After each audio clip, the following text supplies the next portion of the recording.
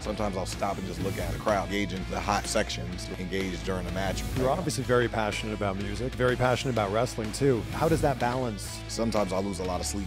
You got to sacrifice something to be efficient in both. You have this perfect combination of swagger and confidence. Just knowing who you are and what your value is as a person. Everybody is gravitating towards your entrance. The song was out for almost a year and a half at the time. Just adding visual amplified so much more. You want to be AEW champion. If I had the opportunity as a Hangman did, I would be the first black AEW World Champion. Man, what happened to your voice? Man, I'm shot. What happened? I'm shot, man. A lot of interviews. I did 4 interviews back to back in like an hour. Isn't it funny that when you're doing interviews, like you're a little bit more hyped up, you're bringing the energy, and somehow that just like wrecks your voice? It's like, especially like getting off planes and environment changes and all that. So I was like already in altitude, low altitude, and all this other stuff, and then like having to go like talk with enthusiasm. Yeah. It's like when you're like having a regular conversation, you're kind of low, and you're like, when you're around your friends, you're like, whatever. Yeah. But when you're like doing an interview and you're getting interviewed, you want to give enthusiastic answers with energy and stuff like that. So like I'm always giving everything I have. Yeah. To give the listener a good product. I don't know, the low end you have in your voice right now, I feel like you should go in the recording studio. I feel like Tyler, the Creator, right now. You feel like you should, as soon as we're done here, you should head over to the studio. I need to record something. You really should. Do you normally do vocal warm-ups before you lay down a track? Now I've been doing that lately. Like when I've been doing music like 4 or 5 years. Yep. And like the first year I was just like playing around, see if I'd be good at it, or if I have potential, or if I would like it, because like it sounds fun to make music, but when you're actually doing it, it's like, oh, this is a process. It can be tedious, every little thing, and you're spending hours and like days, like trying to get one little thing right. And I was like, am I going to enjoy that process of it? So I was like taking the first year, like really understanding that process, and then after a while, I was like, oh, I know my voice. I know my vocal cords. I know my muscles. I know where to sound and what point, when to inflect and when to do this. And so like all that stuff is like, became the fun part of it. But it can be taxing though. But I still enjoy it though. But what made you realize like, yeah, this is something I could do? Because everybody has a relationship with music. Everybody listens to music. Not everybody wants to make music. I grew up listening to it, like it was in my, I wouldn't say it's in my blood, but like I just grew up attached to music. And I didn't know what my attachment really was, and I didn't know if I even belonged in it. But like my parents played every CD you could imagine. We lived in Germany at the time, so my dad had this huge CD collection. My mom had the R&Bs and all that stuff, and then my dad had vinyls, played records and stuff. So I was just like, I was always attached to it, but nobody was like a musician in my family. So it wasn't until like later, actually like right before the pandemic, my co-host of the Swerve City Podcast, Montezi, he put me on to like, hey, dude, I think you can actually do this because we have these hip-hop music conversations, and you sound like you kind of know what you're talking about. I was like, I don't know. I just listen to a lot of podcasts, a lot of musicians that I like, and they was like, no, you talk like you actually kind of have an intuition on what you're doing. So I was like, okay. So he brought me in the studio. We put this song together. It was trash. I threw it out. Nobody's ever gonna hear it. Like I even bought the beat, and I was like, nope, I didn't. Nope. It couldn't be that bad. It didn't sound like I wasn't confident in it, and I wasn't comfortable with it. And then we came back again and wrote "Broke Boys" with Big Swole was on the song too, and we like got pretty well received. So I was like, okay, I think I got the bug now. I want to try this kind of song with like more rapping, more of this. I want to put more of this on it, and it's just snowballed into actually making an album with Montezi, Swerve City. And then we were like, okay, we need to get our own producer. So we got in-house music, like coming specifically from one guy. So we brought Rich Latta in, who does a lot of the music on the AEW's, the albums and the video games. So we brought him in. He's a friend of Teezy. And we were like, all together, he would bring his laptop to the house in Orlando from Tampa, and we would all just work together. Well, during this 2020 the pandemic. Yeah. So that's where our second album came from. And then the third album was like, okay, I want like to reach out to other producers, and like everything was just leveling up. I was like, I want more features. I want like like real name features. Like we had like other guys that are like on the second album we had guys from like the UK and like other like Mickey Fax stepped in and helped us out with some features. But I was like, the third album I want like Music Soul Child, who's like one of the greatest R&B singers of all time. I was like, can we get him? And we sure enough got him. Man. And so we got him. And we got like Grammy Award winners and stuff like that in our projects and our producing and stuff. And that's where our third album came from. Then the music videos like progressively got more and more expensive, and the quality grew. It wasn't just like three guys walking around with a camera anymore. It was like, no, we have a set. We have like 3-4 cameras. We have like. Then we moved on to like now. I just did my first solo project, You Couldn't Beat Me, that came out in May. We just dropped the 2 music videos at Wrestle Dream. Like the weekend of Wrestle Dream, I dropped 2 back-to-back music videos. Which one was Work It, and the next one was These Dreams. It had Flatbush Zombies, Juice on there, and Anthony King as features in Montezzi. And that was like shot in a church in Atlanta. And they used to shoot the Walking Dead episodes in there. Man. So we progressively moved up more and more. And then the director's Prophet, who has Grammy wins with Kanye. So like everything just constantly pushed the bar more and more, and that's where the fun. It felt like my indie wrestling. Yeah. In music again. Yeah. I was like, okay, I got to do more. How do I do the next? What's the next thing? So it just became a huge thing. I want to take it back to you living in Germany. What kind of music were you listening to? Oh, like American. Like it was growing up in the '90s, so my dad was a big Tupac fan. Played Tupac all the time. My mom was an Escape fan. And I played like that, like in the funny thing I grew up listening to, which a lot of people don't really like have anymore, soundtracks. To movies. Those aren't like a big thing anymore. Yeah. Like you'll have like the Spider-Man Across the Spider-Verse, like soundtrack, and you have like Metro Boomin, and you have JIDs, and you have freaking Ray Shremmerd on there, and you got those guys, and then like. I think another big prominent soundtracks lately was the Black Panther one that Kendrick produced. Yep. But you don't really see like a Nutty Professor soundtrack with Aaliyah and Timbaland on. Yeah. You know, you don't see those anymore. So I think like that's where I really like, because I'm a big movie guy. So like my dad was music, and I was a big movie kid watching everything under the sun, regardless of the age restriction. I was watching it, and like hearing music. And then on the movies and the visuals, there's something about that to me, like visuals and music. Like, remember how big Gangster's Paradise was? It was major. Like because of the movie and the tie-in there, and that blew up. Coolio was already big. Dangerous Minds. Yeah. Yeah. Like, and that's what kind of amplified the movie. Yes. In a sense, which amplified the record. Yeah. You know, and that was like big. That was really big to me. And a lot of those music videos, and then the music videos, they look like horror movies too. It was like, this kind of deep and dark a little bit. Yeah. Like I'll never like Machiavelli music videos were like really dark, and like the cinematography was crazy on those eras. So I grew up with all those things, like the visual artists. You know, like Missy Elliott became like one of the greatest visual artists of all time. Absolutely. You know, so and like but it was just those soundtracks I think I really attached to. The holidays just around the corner. If you're wanting to burn some extra calories to help with weight, or if you're looking to detoxify after a night of perhaps overindulging, check out the infrared sauna blanket from Bon Charge. I've been using this for months, and I love how the sauna blanket raises your heart rate while you're just kind of sitting there relaxing. You can burn up to 600 calories in one session. I was saying to my wife, Rachel, like how badly I wanted a sauna because I knew of all the health benefits. Then we looked at the price, and then we went, oh, wow, that infrared sauna blanket from Bon Charge is so much better because you get all the same benefits for a fraction of the price. It actually might be better than a real sauna because it heats up way faster in less than a minute, and then you can just sit there while you're reading or watching TV or doing whatever you want, and the infrared sauna blanket does its thing. Best of all, Bon Charge has lightning fast worldwide shipping for free and a 12-month warranty. You can save 25% this holiday season when you go right there to boncharge.com/CVV. This deal is hot. See what I did there?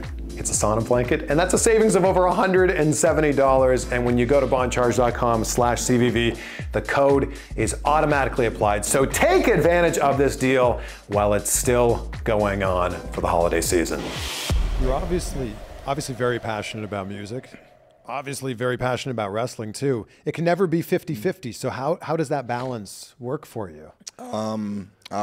Working with my manager AB, he found ways to like kind of like doing activations with it. One kind of helps the other, and the other helps the other in a sense, you know. And it has to make sense of everything too. And when people like kind of force everything, or like, we're gonna do this and put it in this match, I'm like, well, that doesn't really fit. That's forcing it, and people kind of reject it in a sense. And you're kind of like, if you're not careful, one can kind of like be very disrespectful to the other art. Sure. And you don't want to, like, oh, I'm taking advantage of this art by doing this. You know, it's like, oh, it's not really authentic.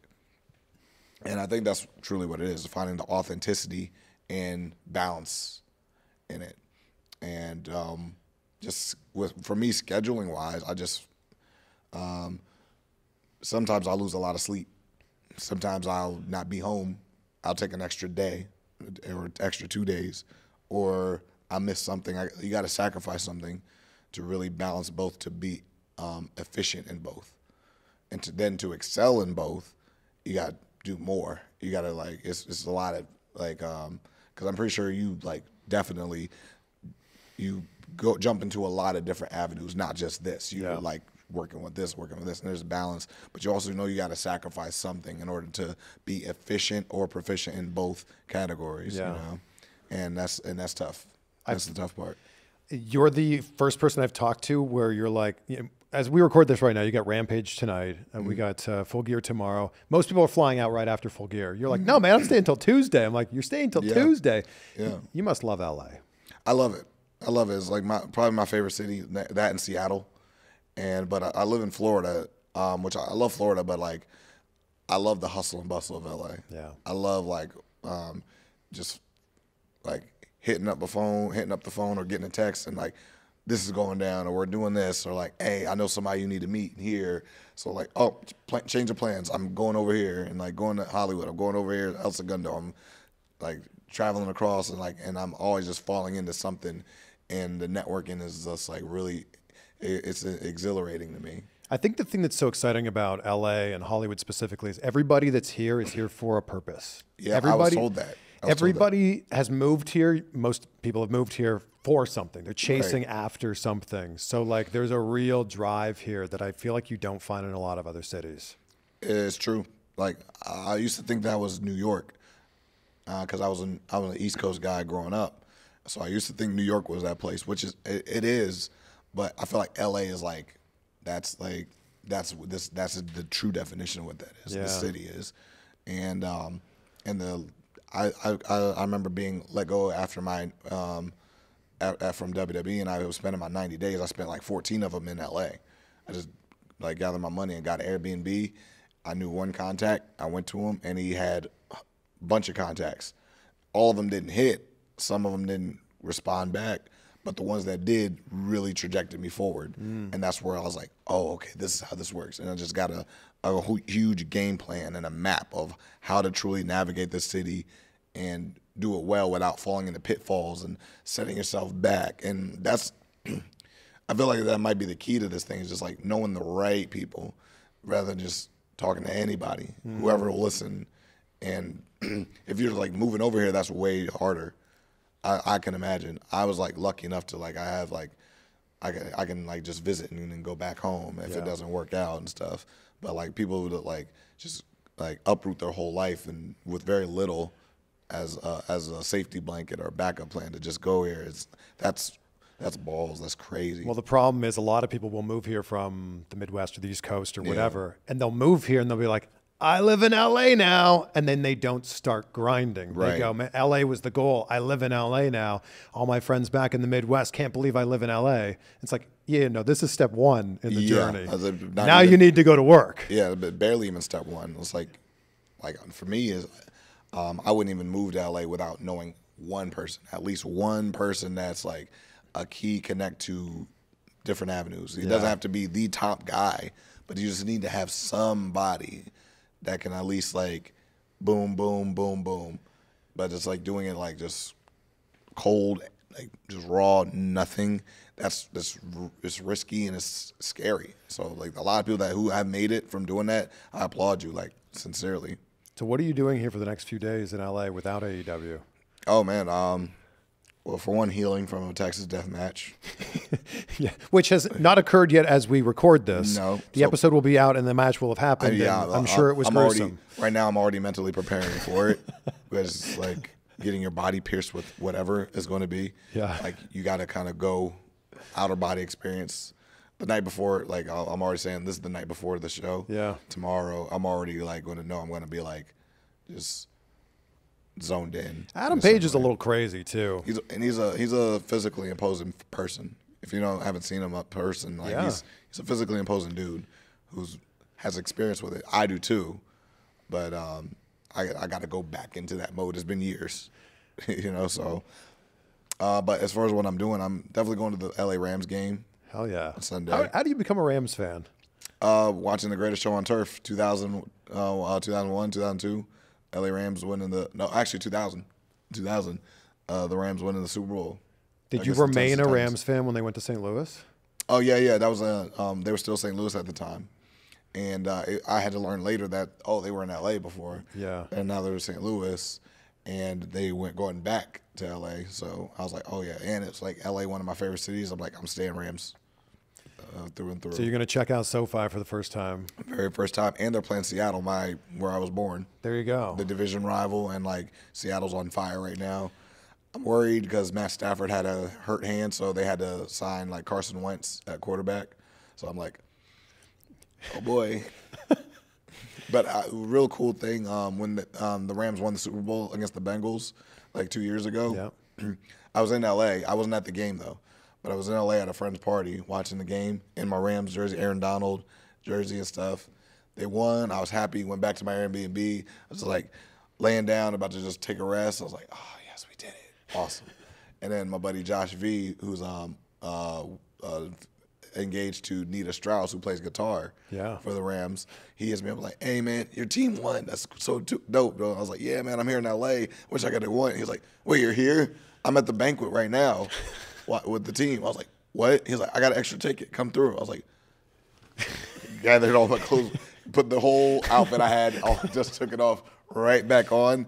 I get in the Uber, just go like 20, 30 minutes, and I'm in the banquet hall with the Rams, like Sean McVay up there talking, like celebrating the Super Bowl. And then like I was like, oh man, this has been cool, man. I'm like, yeah, I'm about to head out, man. I'm about to go back, lay down. It's like 2 a.m. at this time. I'm heading out, and I look over and I see like a VIP table. I'm like, is that Aaron Donald? And so I got to like shake hands and meet Aaron Donald while wearing his jersey the night he won the Super Bowl. It was really crazy. You've got the swagger though that if people weren't familiar with all the members of the team, I feel like they could be like, yeah, you're a safety, right? I'm like, yeah. I redshirted. Yeah. Didn't get to suit up.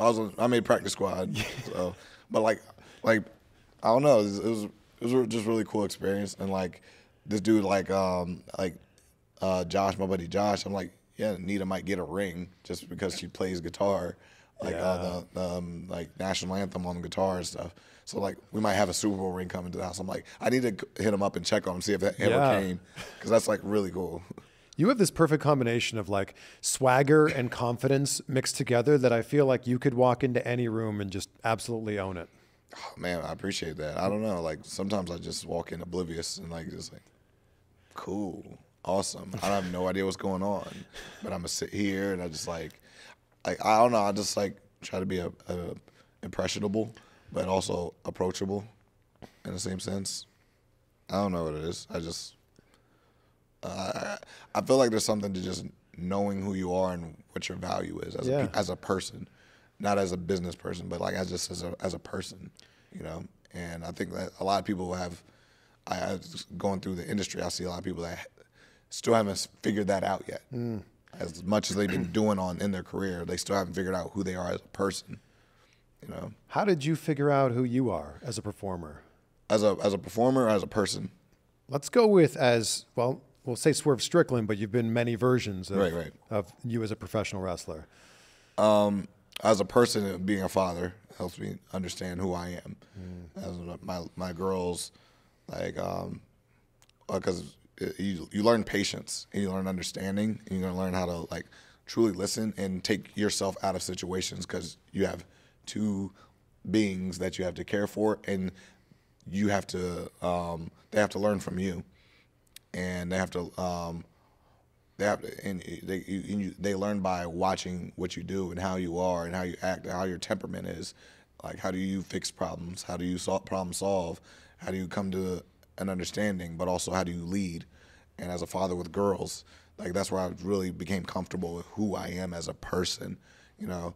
And as they age 14 and 11 years old, like, it's becoming more important because now they're becoming adults. Yeah. You know, and I'm a girl dad as well. Yeah. She's 5 months old, so I'm not dealing with the same stuff you are. But it becomes fun. It becomes, but it's I have so much fun with them. Like, I have more fun with them than they're having fun. I think so. We went kayaking this summer, you know, and I could just like, it's really cool to like load up the car, we're going, and it's just me and my girls. Yeah. And I don't there's nobody else. It's just me and them. Yeah. And like, then we get back and then we get snacks, we pop popcorn, we watch horror movies because they're both lunatics. So they love horror movies. They don't want to watch Disney. They don't want to watch any like Nickelodeon, any of this. They just want to watch horror. And I'm like, they want to throw out Insidious and watch like, they want to throw out It. And like, they want to go in. I'm like, all right, we're watching it, and I'll just fall asleep in my girls' laps and stuff. It's like really cool. And then I can watch them play like The Last of Us, which they'll beat the games. It's awesome. As a professional, or as being Swerve Strickland, failing has really helped me with that. Like losing and then like knowing that I can get back up. I know like this isn't the lowest I can go. I know that like, okay, I lost, I took a hit. But I'm not fazed by that, and I can come back the next day and look them in the eye and be like, "Yeah, I failed. That didn't work. What can I do with this failure, though? How do I turn this into a tool to build off of to really create something special later, or to really create something just abstract and new that nobody else is really doing? And how do I put myself in it?" And that's where Swerve really started becoming something, and like. And also for me, playing on people's strengths instead of like trying to expose people's weaknesses. That happens a lot in wrestling, and you'll see like things that like, why didn't this really take off? Because there was too much trying to like uplift their weaknesses instead of just utilize people's strengths or put them in strong positions. Instead of like trying to like, oh, we can correct this as we're going. Like, no, don't like try to correct as you're growing. You know, you correct off screen. Yeah. When you're on screen, you utilize your strengths and you build off of that. Yeah. You know, this version of you in AEW feels like the most authentic version of you that we've seen. Like, I just feel like everything that happened before led up to you being who you are right now. For sure. Man, it literally became like, I don't think too much anymore. They were like, hey, how are you going to look at this? I'm like, I don't know. And then I'm 5 minutes before going through the curtain. Or I'll like make someone laugh, like make an Anna laugh, tell a joke. Or like even when I was tagging with Keith Lee at the time, I would riff a joke to him and then have him cackle, and then the song would hit, and they were like, all right, see you out there. You know, just because like then you felt that energy coming out to the curtain because you felt like it was genuine, like us just having a good time, and then going out to the curtain. Now you're seeing us carry that energy through, you know. And then like there's times where like I love improvising in the ring. I love improvising on the entrance. I love improvising in music. I love improvising on the podcast. Like, oh, that wasn't a question we were supposed to ask. Like, I know, it just popped up because it was just flowing and stuff. And that's where I feel like people have become like, oh, this is the most genuine me, because like a lot of times I have no idea what I'm about to do. Like, I had no idea what I was about to do with Bryan Danielson. I was like, okay. Well, that worked out well. Right. But it's like, but that becomes like, I think that people truly like gravitate towards that so much. Everybody is gravitating towards your entrance right now. Right. And there's so many components of it. Yeah. Let's start with the music. Yep. Why were you not feeling big pressure? Because it just wasn't. Swerve. Yeah, it was new. It was new. It was like, and Flash Garments, he was like helping write it, and we were just like, that was the first time I like literally freestyled a verse, like nothing written. He was just like, all right, now maybe you go somewhere like this with it. Now change the cadence up. Now I think you like add a bounce to it. Now you like turn the energy up here. This is where I'm like, and this is a guy who writes with Kanye and like gets in writing rooms with Travis Scott and stuff like that. So I'm like, okay, I'm just gonna listen. So I was just like I was just going with it, and I'm like, this isn't a song I would usually make on my own, but I was trusting the process, and it worked. So at first I was just like, I don't know, like the producer liked it, he liked it. I was just like, this isn't usually my thing. But then I just naturally grew with the track after a while, and then we ramped it up to like a metal version and like more guitars and stuff when the Mogul Affiliates transition happened, and we kind of went off of that a little more, and then slowed down the BPMs a little bit more. Like it was a good transition. Then Nana came in, and then Nana was just like, at first, like you'll see the first couple entrances. We actually looked at this yesterday. They YouTubed it and showed like, this is the first time you came out and Nana started actually dancing. Yeah. But he was just like waving with it, and he was doing like that. And that's when we had them all of like Toa Leone and Khan and Brian Cage right there. Then it went to just me and Nana started just like bow, hitting harder. Yeah. And they started jumping up. And then like I was like, oh wow. And then like the TikTok started rolling. Then the crowd started waving side to side with it.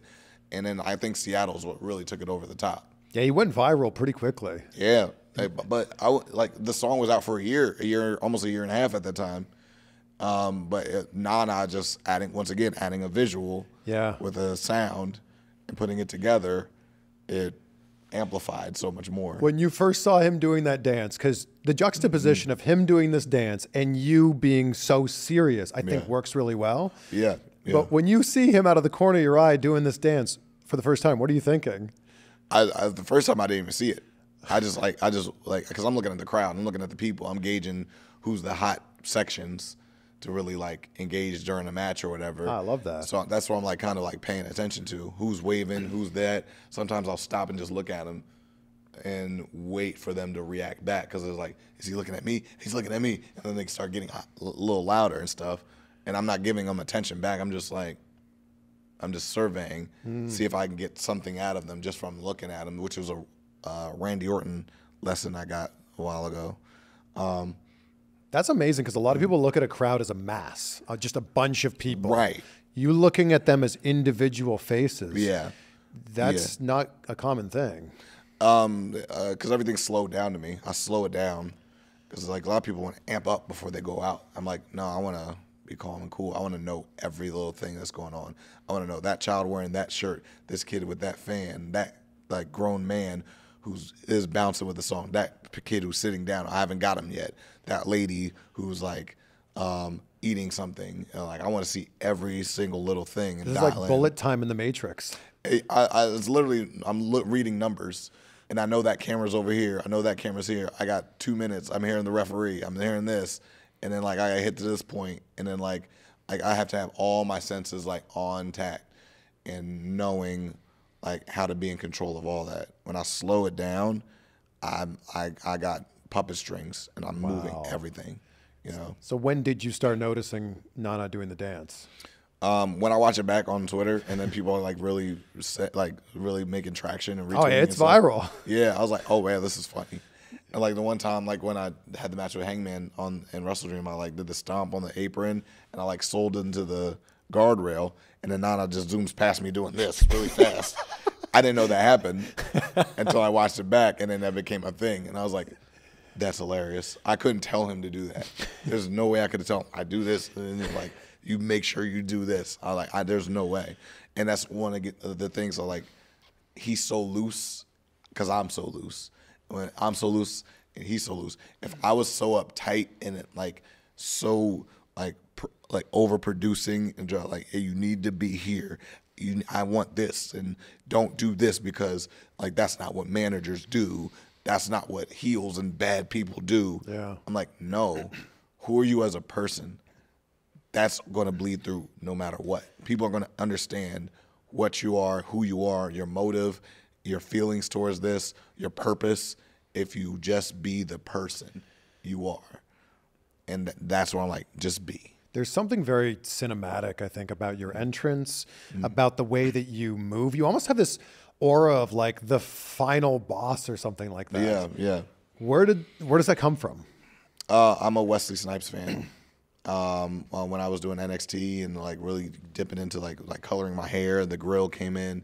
It was really like from watching Demolition Man and the Simon Phoenix character, and it's just jubilant character. This dude is like a psychopath and vicious and like brutal, like destroying a peaceful society. You're taking like somebody from the 90s and putting him in like a peaceful utopia in 2080, 90 and stuff, where like cursing is a fine and stuff, and you're taking someone who's like a drug dealer, maniac, psychopath, like dude who's like mastermind. Then you're equipping his mind with combat and like high class like killing traits, and you're throwing him in a clean environment. He stands out right away with blonde hair and stuff like that. And I'm like, oh man, this is a villain that is so entertaining, and like he's doing bad things, but I want to see him. I can't wait to like, oh, okay, we're going back to the exposition, and we're seeing like Sylvester Stallone and Sandra Bullock and the cops and Bill Cobbs and all these guys. Like, okay, how do we stop this guy out of Yeah, that's cool, but I want to see him again. Like, let's get back to him. Oh, he went to the sewer. What's he doing down there? And then they go away, and I'm like, okay, cool, I want to see him again. What's he doing? Like, you can't wait to see the next thing that the bad guy does. Like, Heath Ledger, rest in peace, with Dark Knight. You want to see him again. You just can't help but want to see him on camera. Yeah, you can't take your eyes off him. Heath Ledger's a perfect example in that movie. Right. You just have to see him.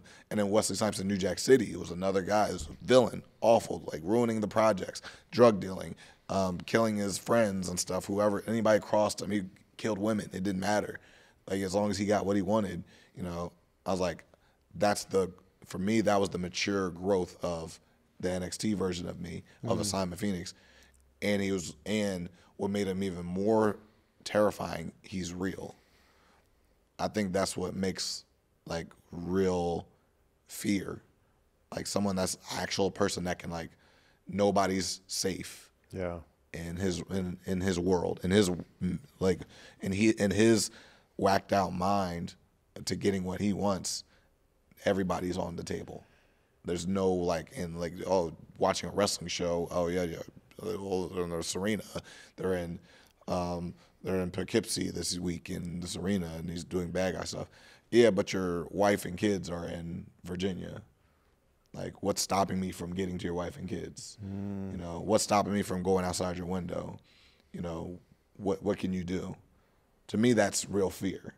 Like, Undertaker's was the undead personified on screen and stuff, but to a large sample of the audience as we gotten older, because in the 90s it was cutting edge, and then even 2000s he went American Badass, and back to the Dead Man later on, we knew it was like still a show. You know, to me, just like that was the maturity of media and wrestling, and the fans grew up. The fans grew up, and like we realized we're going to a show and seeing a show, but like, okay, how do I make the show reach out to people internally? Oh, talking to a child on a crib with a father not home. Just the idea of that is just like, as a father, of that is just like chilling. Sure. It's like, I'm helpless. I can't do anything. That's real fear to me. And that's how you revolutionize heel and villain and bad and evil, because I'm a real person that can actually do these real things. There's been home invasion angles in the past, and I feel like the line is, it's very thin, right? Like you can step over that line and it can be perceived in a bad way very quickly. Right. How do you manage that? How do you balance that? Letting the people's imagination run wild by not showing it. It's almost like Blair Witch Project was so ahead of its time because you didn't see the ghosts. You didn't see, they didn't show you anything. Same with Jaws. Yep. Like the idea of just going to the water is now a fear of, and causes a lot of anxiety to a lot of people going to the beach now. Yeah. And there's nothing out there. Yeah. But the idea of something could be out there is your imagination. You're letting the viewer really take hold. It's all, like Paranormal Activity, the first couple, was like the idea of something bumping and swaying. You have no control of your life.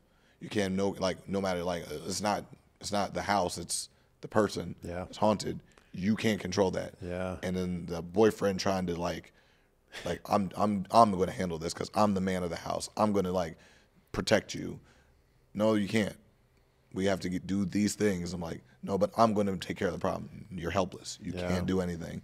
That's a real fear of men, and just like that's just like taking a paranormal viewing of it. But real fear is like not having control of your own life and your own situations. Is there something you learned from Shawn Michaels in NXT that you've carried with you to be the character you are now?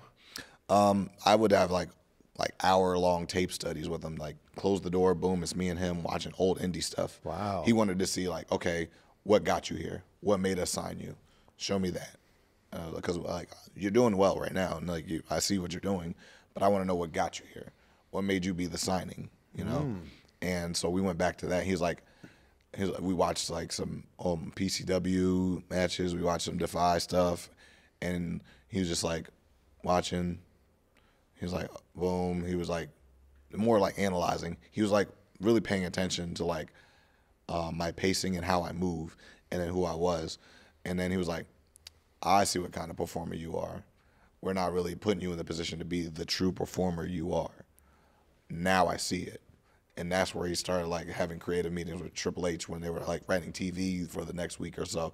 There was like, then he would be texting me on the side like, all right, Trips wants to see this out of you, this coming match with Bronson Reed. And I was like, oh, that's it? I can do that.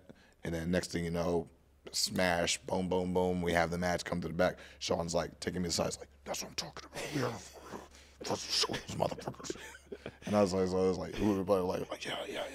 And I'm like, how do you even get in a position like that? Yeah. Like, you know, he's not doing tape study with everybody. So it was that was a process of like frustration. It came from frustration, like a lot of those like moments. Matt Bloom brought me into the office with Canyon at the time, and I was getting a promotion. I was like going up in pay and stuff. But like earlier in that week, here's the frustrating parts of this. Like, so when WWE and NXT is like promoting this and doing this and this and that and that, and like you're tweeting, supporting everything, like, oh, this is coming to the Peacock. Yeah, we're doing this. Tweet it. Hey, this is the new show coming out. Yada yada yada, and we have this promoted. Tweet it. Yada yada yada. Mass tweets and stuff like that. But then like when you like they'll say nothing, whatever, and like, okay, you're doing your job. But when you say something like unappreciated tweet, no context, you just tweet unappreciated. Yeah. They call you and like, hey man, we see you tweet out unappreciated. What's that all about? But you miss all the other stuff that I did. You didn't see anything about me, like that 2-minute promo video I put out. Nobody like mentioned, but you'll see that though. So that was one of the things I brought up in the meeting. I was like, well, this is exactly what I said. I feel unappreciated. I feel like I can do more, and I think y'all know that I can do more. Why not, like and Canyon was right there, the guy who can like hire me and fire me at any point. And I was like, well, yeah, I have a year left here on my contract, and like I would love to make an important impact on that time. Yeah, you know, because I have options. I can go anywhere. And that's like me like laying that out to him. I was like, oh, I want to be in Shawn Michaels' class. He was like, oh, he's not really having a class right now. He's doing this. He's kind of writing TV, so he's not really hands-on with them. I'm like, well, can I like do watch tape with him or something? Like, his office is right over there. I'm like, okay. and then went over.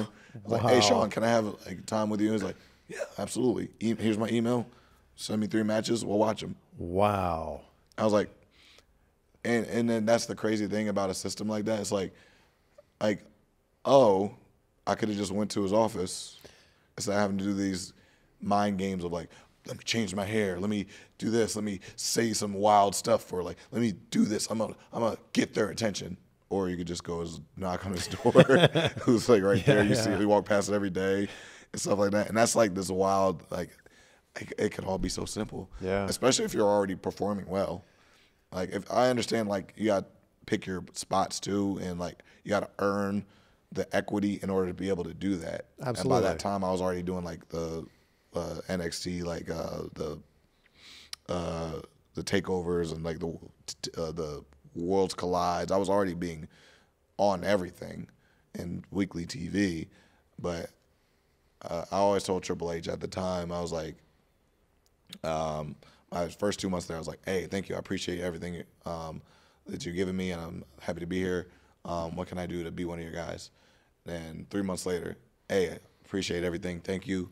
Like, this has been awesome experience. Appreciate you having me here. What do I have to do to be one of those guys?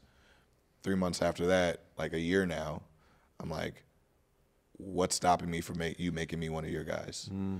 Now it's like I'm putting the pressure on him because like now the equity has grown. Now he knows I'm serious. I know what I have to offer and stuff like that. And that may be like, I don't know, that may be like, and it could be taken as a disrespectful, like you don't know what you're talking about. You're not seeing me here. But that's those risks I got to take, you know, like give me the chance to fail. Are you now doing that with Tony Khan and AEW? How can I be one of your guys? I think me and him had so much more. With Tony, I've had way more conversation with Tony than I've ever did with Triple H. Even with Shawn, that came at the last end of my NXT, and then I was like called up and stuff. But like, I had those conversations. I was not going to allow me to have those conversations late with Tony. I wanted to get right to it at the beginning. This is what I do. This is what I can offer. This is what I want to be. Boom. But once again, I had to earn the equity to be able to like back up those words, you know. And I always made sure like that's where my style has changed so much in a way that just complements the match, not me. It complements the match, and, you know. And you put it out there. You want to be AEW champion. Yeah, yeah. I put it out there as like I wanted to, like, in the storyline arc, I wanted to, like, if I had the opportunity as a Hangman did, I would be the first black AEW World Champion. It's just pointing out that like I could make history. That's where I see myself as a history maker, you know, and I truly believe I can. And now is the talk is getting louder weekly. It is, and like this past Wednesday, I didn't even say anything, and people are still shouting it even louder. I just emoted and stuff and reacted to someone like saying really horrible things and speaking the truth about me, kind of flipping the mirror back to me from Hangman. And like the cool thing about the inverse of that is like how me and Hangman started. It was me berating him for like 5 to 6 minutes, which started this whole thing, and now it's flipped back to like I'm being berated. I don't get a word in, but he's taking the opportunity to do this. Whereas the Hangman was just like, man, I'm being like, it's like a therapy session. Like I shouldn't say anything back. You know, I'm just gonna walk away. Me, I'm like, no, you're not saying anything. I'm taking this. You've been talking enough back at me, and in a sense of like him jumping Nana in the end of that, and I can't touch him because I'll get suspended. I'm as just helpless watching him hurt someone as he was helpless watching me go through his house. So there's a lot of like just flipping scenarios. Yeah, the build-up's been incredible. Oh, thank you. Like, it really, and that was just 6 minutes. I was like, well, how can we get as much feel in that 6 minutes? Yeah, people are really invested in this. Yeah. And that's a result of the build-up being so good, so personal too. Right. And there was a lot of vulnerability shown in these last 2 months. Can you just imagine what the build-up would be if it was you versus MJF? That's something for the fans to anticipate. I mean, they're already thinking about it. And I love that. I love that we have the talk, and people, it's not like no way that can happen, or like it's not like out of like the realm of like believability. Now they're like, oh, I'm frothing at the mouth at this. Like what could we really see from that? This went from if Swerve becomes the champion to in the last few months to when Swerve becomes the champion. Right. But I had to do that work to get that too. Like, yeah. If you speak it out there, you have to deliver on it. You have to make people believe, and that's what comes with like just bringing good television, not being afraid to be vulnerable. Mm-hmm. Not everybody like there was like this transition in wrestling, and it went from the indies and international style to like coming onto American television, where people think everybody has to be like these strong men, everybody and women. Everybody has to be two forces beating each other. Whoever falls first, they lose, and that's the winner. And I was like, that's okay. That's great performance, and we're gonna enjoy that. But who do we invest in? Where's the drama and suspense to that? And I feel like that's where my strength really came from, finding someone to really feel something for. Even if you like me, whether you hate me, hate my methods, or you think Hangman is whiny, or if he's like, oh man, this is a real person being vulnerable, like, all right, watch the character arc grow to like now this dominant force that found himself and ignited that fire to like the guy that like who was like so confident in the beginning, so well spoken. He found who he is too, and he's just beating down this guy. To now it's like flipped upside down. Otherwise, like, oh man, I might have bitten off more than I could chew. Well, with Texas Deathmatch, he hasn't lost any of these. Oh, now he's not wearing the butterfly jeans anymore. He's not wearing the stars, and like he's not wearing top buns and stuff like that. No, he's hair down, wet hair, like frothing at the mouth, dark leather, dark T-shirts. He's back. This is like Ghost Rider I'm dealing with now.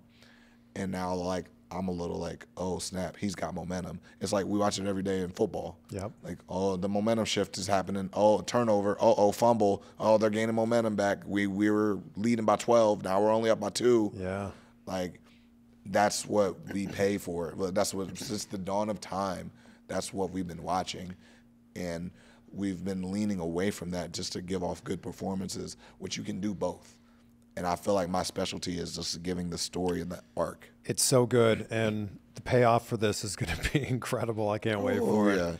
Oh, yeah. And that's all the reason to keep watching, and hopefully ratings, we increase that. We increase ticket sales, and hopefully that really does well for our business industry-wide, because there's not an African-American really in this position that I am right now, industry-wide, doing that, at this level, I would say.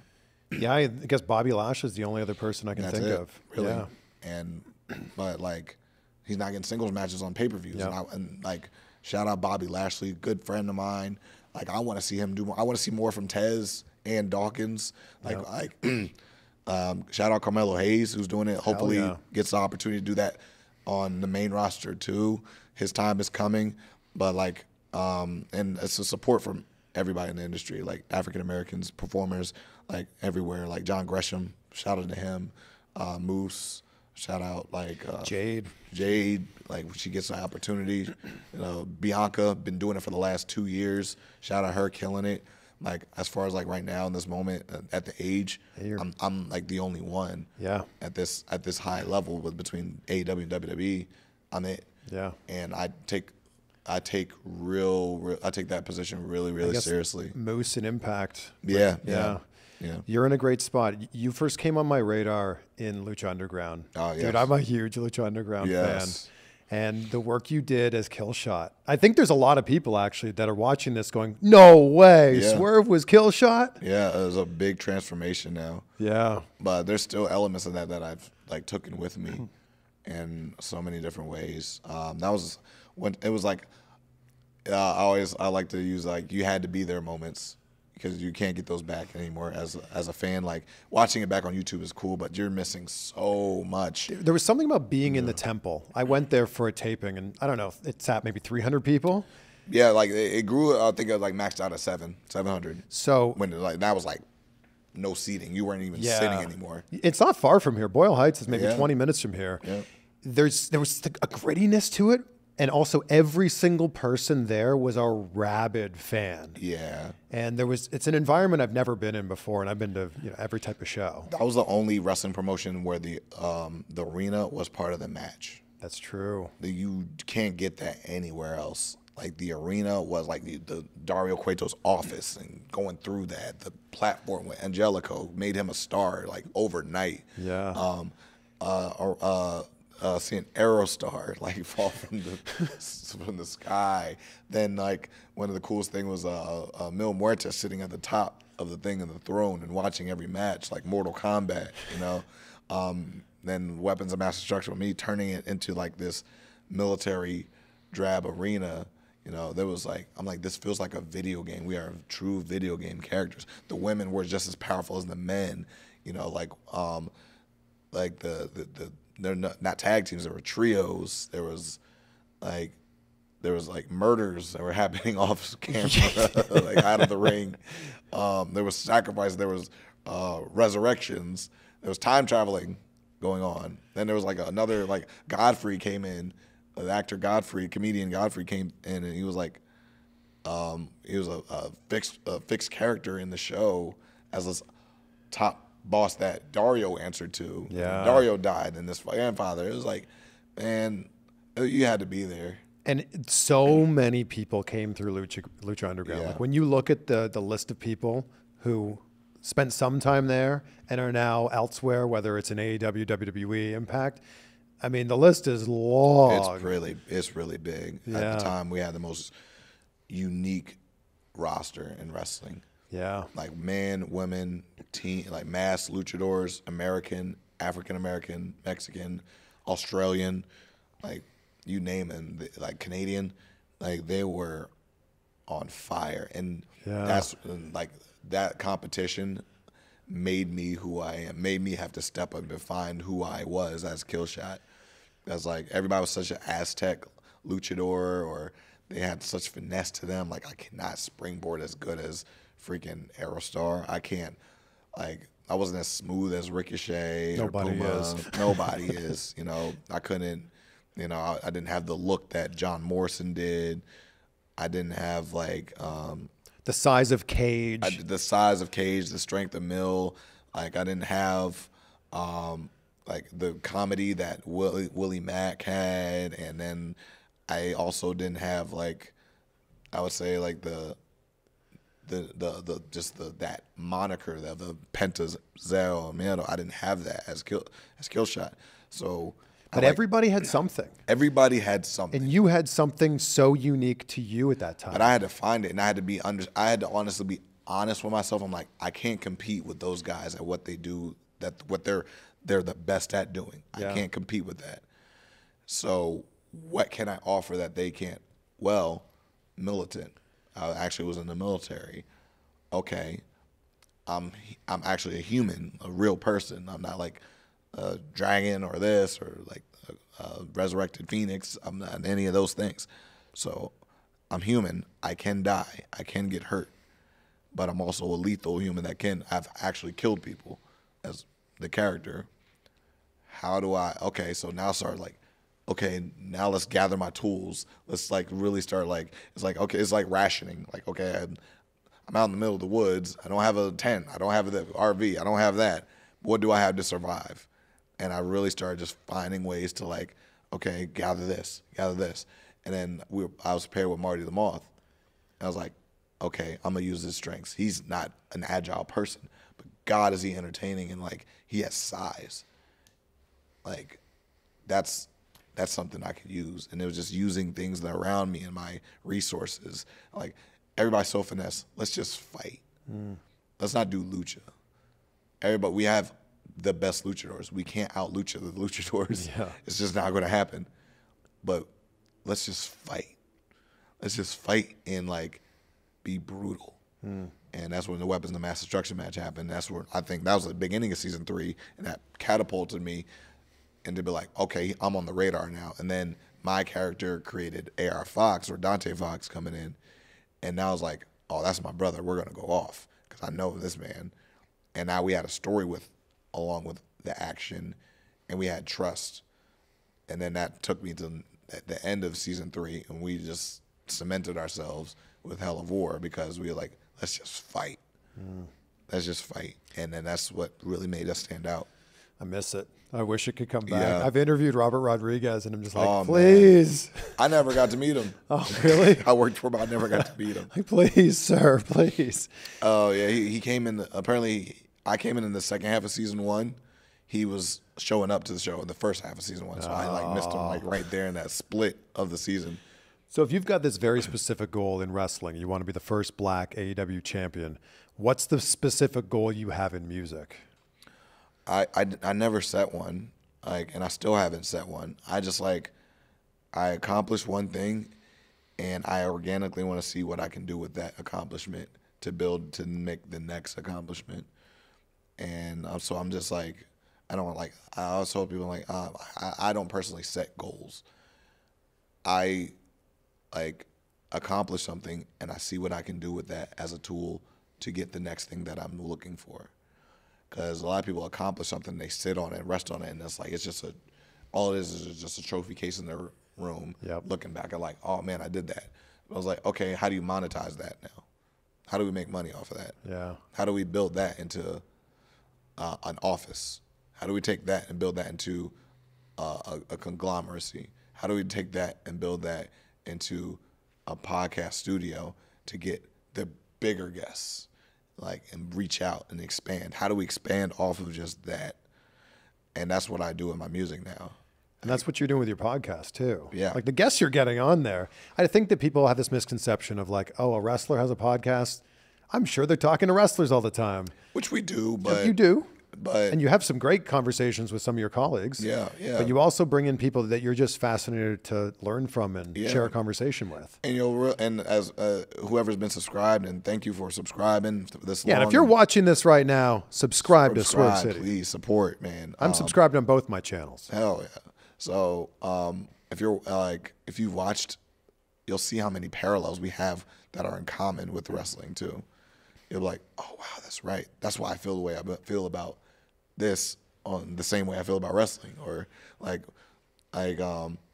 was funny, we were having Lisa Ann on, she was like, oh, so you're hitting spots. Yeah. She's like, essentially, yes. So there's those funny conversations, but then you hear Pat McAfee having his mind for once again taking something and monetizing it and blowing it up, and what can we do to grow and make it bigger? It's man, oh my God, you're an inspiration. I want to be just like that. That's what I want to do with my friends on my podcast. I want to make it so I can put $50,000 in a backpack and just give it to my friends. That's the dream of that kind of thing. And Pat McAfee accomplished that. So that's who I want to learn from. Yeah. And that's what I want people to inspire to want to be like that. Podcasting just doesn't have to be in your house or in a studio, or it can be this. Yeah. This is the grandiose vision of that. And maybe that's your goal, maybe it's not, but it's a possibility. That's kind of the coolest thing about this medium is there's not a lot of rules. Right. A podcast could be 6 minutes long. It can be 6 hours long. Yeah. It can be in a studio. It can be in It can be a small mic on the street. Yes. And it's breaking rules. Yeah. And restructuring what the law of this was for years. Yeah, and there's no gatekeeper. I came up in broadcasting. That's my whole career has been in broadcasting, but you needed to work for a network. You needed to work for ABC, CBS, Fox, NBC, whatever, ESPN. Now you can just if you have a mic or if you have a phone, you can hit record and boom, you're podcasting. The latest episode we dropped on the podcast was Affion Crockett, who's a comedian, works with the Wayans brothers on the haunted house movies, and been doing the comedy for 30 years, 40 years. It's tremendous. I grew up watching this guy. And he's talking about how the comedy world has done the same thing. Yes. Comedians are drawing tickets off of their phones. You're watching 85 South, those guys DC Young Fly and Carlos Miller and those guys, they're touring from being on Wild 'N Out. Now they got their own thing just because they were sitting doing bits on and then that. Now they sell out Madison Square Garden. Yeah. As these guys that just crack jokes on a podcast. Now they just put the couch on a stage and sell out arenas. I'm that is mind blowing. That is incredible. Yeah. They tour, You know, like shout out those guys are incredibly talented. And then like you have like a King Botch, just like grabbed the phone, did some jokes, did some skits that were relatable. Yep. Now this dude's casted in movies. Yeah. And you got people who are literally making like movie studios off of just because their phone. Yeah, it used to be like an agent or a casting director or a studio had to see you and like you and put you in that spot. Yep. Now it's just about the people. The power's out of their hands. Yeah, the power is now, it's in you, literally in your hands. Making millionaires off of phones. Yeah, and then and the power is then in the audience's hands to double tap, like a video, leave a comment. So like with that being said, it's like a double-edged sword too. Like the control is in your hands, but the work is in your hands too. Yeah. So like if you are ever saying like, man, this is not taking off, man, I'm giving up, man. I only got 600 subscribers. I only got 2,000 followers on this platform and all that stuff. I'm like, well, how much are you putting in? Are you putting 2,000 followers worth of work in? Or are you putting 200,000 followers worth of work in? Yep. You know, like, you got to be on overdrive. You're going to drive. If you have a girlfriend, sorry, she's going to leave because you're on your phone so much. And or unless she understands your grind like that and really wants to help support it, like, please, blessed to you. Yeah. But you like doing that much work and grinding that hard and really sacrificing, you're going to lose something in the sense. Yeah. And that's just the reality of it. You don't get to this without losing something. Dude, I've really enjoyed this. So, oh, yeah. Thank you, man. Appreciate it. I end every interview with the same question because gratitude's such a big part of my life. Oh, amazing. So I wake up every day, I say out loud 3 things I'm grateful for. Yep. I do it before I go to bed too, and that's the question I ask every guest. So what are 3 things in your life, Swerve, that you're grateful for right now? I am grateful for my children, first and foremost.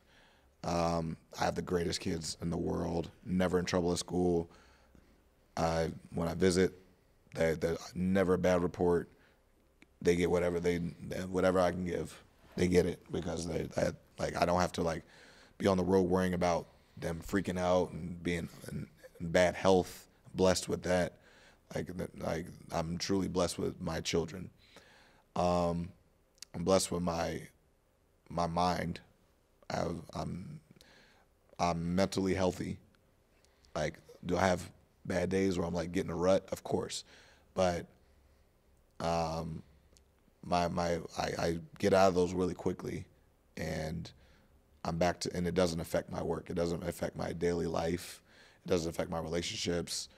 Like I'm in a really good spot of controlling that and finding ways to like harvest that and really turning it into something positive, rather than needing to cope with alcohol and drugs and anything negative, like abusing myself, my physical, like abusing somebody else. None of that. I don't have an addictive bone in my body when it comes to that. So I'm really blessed to like my mental is like really great with that, and that comes from like the loved ones around me, and I'm blessed with my career.